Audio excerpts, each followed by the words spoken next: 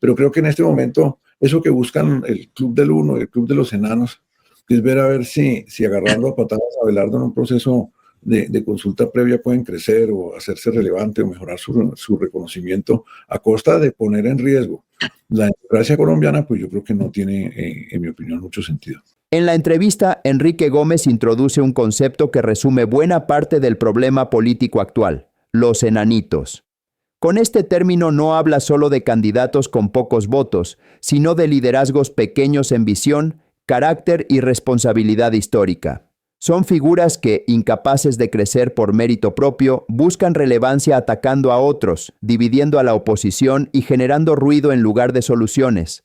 Según Gómez, estos enanitos no tienen posibilidad real de llegar al poder, pero sí una enorme capacidad para fragmentar, confundir al electorado y debilitar a quienes sí representan una alternativa clara. Su estrategia es simple: desgastar al candidato que crece, forzarlo a consultas innecesarias o confrontaciones internas, aun cuando eso ponga en riesgo el equilibrio democrático del país. La advertencia es directa: en momentos de crisis profunda, Colombia no puede quedar atrapada en egos pequeños ni en ambiciones personales. Cuando la oposición se divide por protagonismos menores, el verdadero adversario avanza sin resistencia. El mensaje de fondo es que el país necesita liderazgo firme, claridad política y grandeza, no enanitos jugando a la política mientras el futuro se decide. Doctor Enrique Gómez, muy buenos días, bienvenido a La Hora de la Verdad. Gracias por atendernos. Doctor Londoño de Mar, un cordial saludo a ustedes y a toda la audiencia de La Hora de la Verdad. ¿Cómo se encuentran? Muy bien, muchas gracias. Al fin, ¿cuántas en total ayer se presentaron? ¿Cuántas firmas? Más de 4,8 millones de firmas y el número va a seguir creciendo. De Mar, es posible adicionar la solicitud o el radicado ya efectuado y siguen llegando firmas desde distintos lugares del país, a veces en bloques de una planilla, de 10 planillas, 100 planillas. La gente sigue en su esfuerzo y obviamente los operadores logísticos del programa pues van a seguirlas allegando y adicionando a esa enorme cauda de firmas y de apoyos ciudadanos que ha recibido el Movimiento Defensores de la Patria y el doctor Abelardo de la Espriella. Una pregunta más jurídica que política, doctor Enrique Gómez, respecto a esta recolección de firmas. El doctor Abelardo de la Espriella tiene el aval de Salvación Nacional, pero además presenta las firmas. ¿Pudiera haberlas presentado o no haberlas presentado? ¿Causaría el mismo efecto? No, eso no es preciso, de Mar. Nosotros hemos adherido al proceso y a la aspiración de el doctor Abelardo de la Espriella desde Salvación Nacional al movimiento de defensores de la patria. El reconocimiento legal por parte de la registraduría pues se dará en la fecha prevista en el calendario electoral en el mes de enero posiblemente, y sobre esa base pues estaremos evaluando con defensores de la patria con qué formato se inscribe entonces esa candidatura ya legitimada obviamente por este masivo movimiento de significativo de ciudadanos pues que mostró ese enorme resultado muy simbólico, muy importante y muy trascendente el día de ayer, un fenómeno indudablemente de alcance popular y que demuestra de paso pues un enorme nivel de gestión logística, empresarial, conceptual, de comunicaciones, que es algo que distingue este ejercicio democrático y es un amplio nivel de capacidades en todo el equipo de gestión de la campaña, al cual hay que felicitar por ese maravilloso logro. Bueno, doctor Enrique, 4.700.000 firmas son 4.700.000 compromisos. Y el debate no ha empezado prácticamente. No necesariamente es cierto, no vincula el voto, doctor Fernando, pero claro que en este caso lo más valioso es el ejercicio de confianza y el ejercicio de activismo político que está reflejado en ese esfuerzo de recolección de firmas, que es orgánico, que es plenamente voluntario, que es nacional, porque esto ha sido en los 32 departamentos del país que se ha generado este entusiasmo popular por la aspiración, el mensaje y obviamente la certeza y la garantía que traduce Abelardo en el tema crítico, en el dolor nacional, que es el tema de la inseguridad que genera y atemoriza poblaciones a nivel urbano y rural en todo el país. Entonces, es un hecho impresionante, simbólico, es único, es un fenómeno extraordinario en la historia política del país, sí, y obviamente demuestra, como le digo, la gestión también, y de contera o de paso nos muestra ese enorme activismo que ha suscitado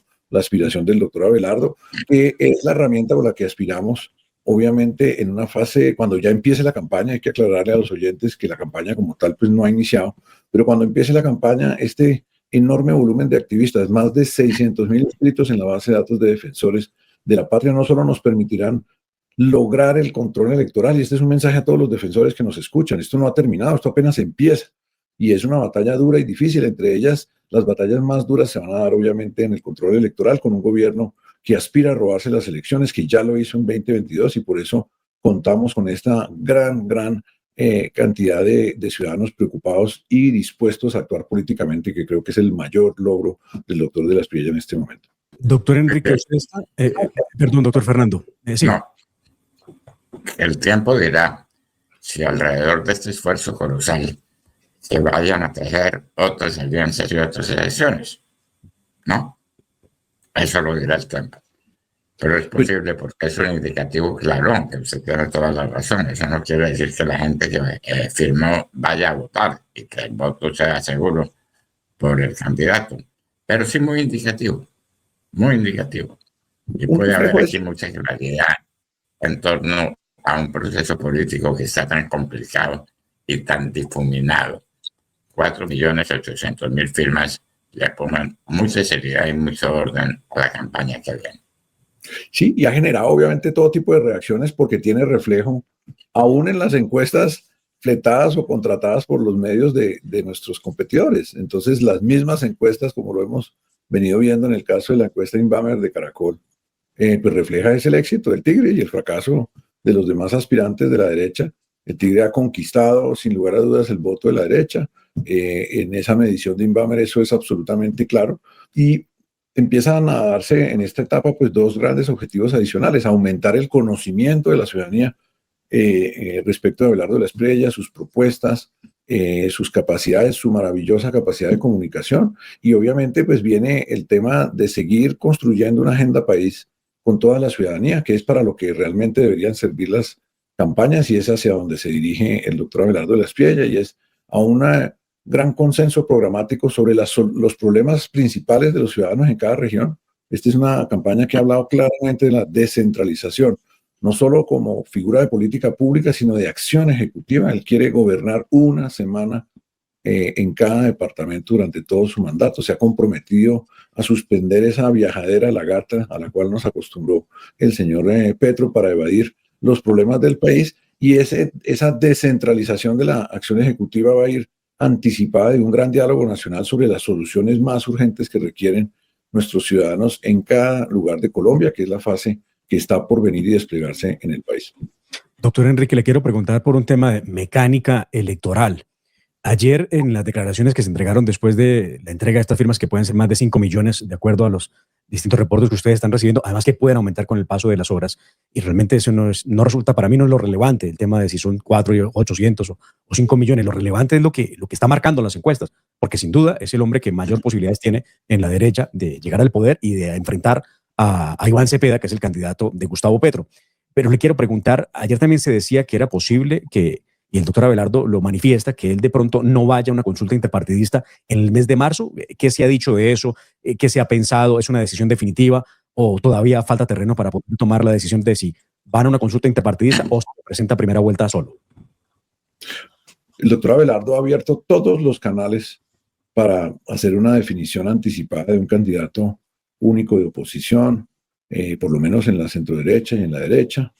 Ha invitado a la realización de una gran encuesta. La gran encuesta, en mi opinión, esto no es la opinión de la campaña, ni soy vocero de ella en este tema, el único vocero claramente es el doctor Abelardo, pero en mi opinión la encuesta pues ya se hizo, la hizo incluso un competidor de nosotros, el doctor Fajardo con Inbamer allá en Caracol, y pues muestra claramente cuál es la ruta, incluso en relación con el señor Fajardo, que anda comprando sus huevos en una tienda de barrio, que eso pues siempre demuestra un problema conceptual agudo, y sobre todo que la gente que cree que tiene 6 pares de huevas pues está dispuesto a que se las gasten muchas otras personas. Yo creo que en eso el doctor Fajardo sigue sin pegarle al mensaje, y por eso solo Abelardo es una opción relevante para el futuro de este proceso electoral. Y esa invitación sigue abierta, ahorrándonos el costo extraordinario de una consulta interpartidista, ahorrándonos la capacidad de arbitraje que quieren ejercer los poderes tradicionales, de los partidos tradicionales,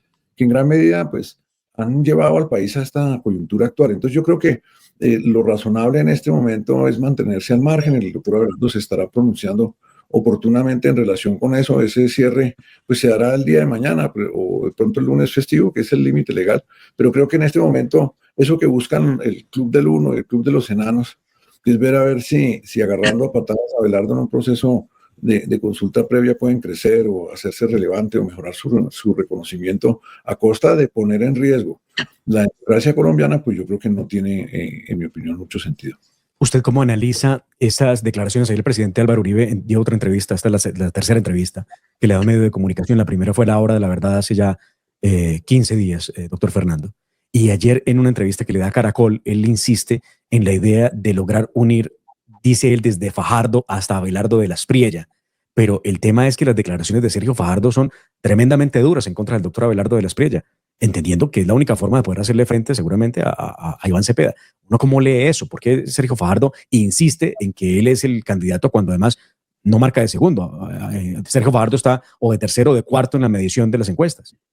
Sergio Fajardo no puede ni llegar a la segunda vuelta. Y ahora nos quieren vender el argumento de que una persona que no puede ir a la final, para usar la paráfrasis del doctor Londoño sobre el Mundial de Fútbol, puede ganar el torneo. Pues no, si no puede ir a la final, pues no puede ir a la final, no puede ganar el torneo. Esa es la realidad actual. Medir la intención de voto 6 meses antes de las elecciones es necedad, pero en la tendencia sí es relevante, la tendencia en términos de reconocimiento, de favorables. Abelardo sigue creciendo y el doctor Fajardo tristemente lleva estancado en el mismo nivel desde 2017. Él pues sí tiene huevos para dividir y para poner en riesgo la democracia colombiana. No tiene el carácter, que es otra cosa distinta, que no se compra en una tienda ni se pone en una cajita, para entender que Colombia necesita enfrentar la amenaza cierta, grave y terrible de un gobierno que se quiere mantener en el poder, como el de Gustavo Petro, a cualquier costo, y con el uso sinvergüenza de nuestros recursos públicos y con políticas muy populistas, muy dañinas, que la gran parte de la ciudadanía no entiende sus efectos en el mediano y en el largo plazo, pero que evidentemente le generan beneficio y complacencia. Si no, miren y verán cómo van a reajustar extraordinariamente nuevamente el salario mínimo, con un costo enorme para el empleo formal, para el sector productivo nacional, con unos costos que como los del licor se van a ver es al día siguiente después de las elecciones, pero que evidentemente le generan tracción al candidato silencioso de Gustavo Petro, que es el señor Cepeda, que no va a decir nada de aquí a mayo 31, eso ténganlo claro.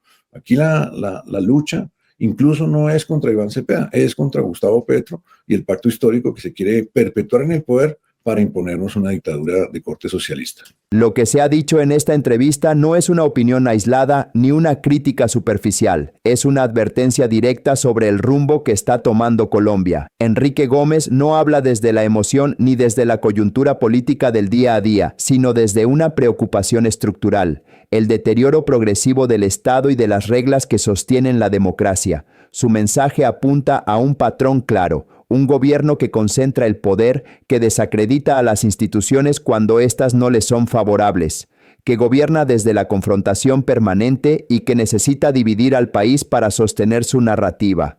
Para Gómez, ese no es un accidente político, es una estrategia. Según su análisis, el discurso del cambio ha sido utilizado como una cortina de humo para ocultar decisiones que afectan la seguridad, la estabilidad económica y la confianza en las instituciones. Cuando se debilita la justicia, se relativiza la ley y se normaliza el caos. El verdadero daño no se ve de inmediato, pero se acumula.